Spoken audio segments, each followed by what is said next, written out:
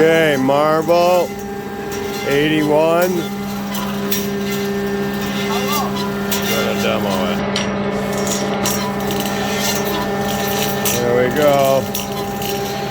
Put it in the feed.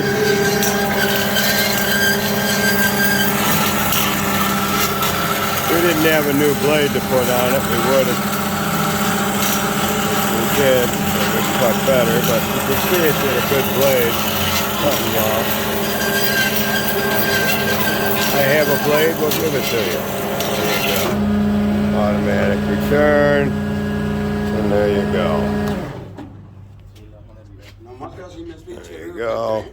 So what did we do? We fixed hydraulic leaks. We put on the new flag here. We cleaned up this whole mechanism. And we made a new cylinder rod and had the cylinder for the blade tension fixed. And made sure it all ran good. There you go. Thanks for viewing.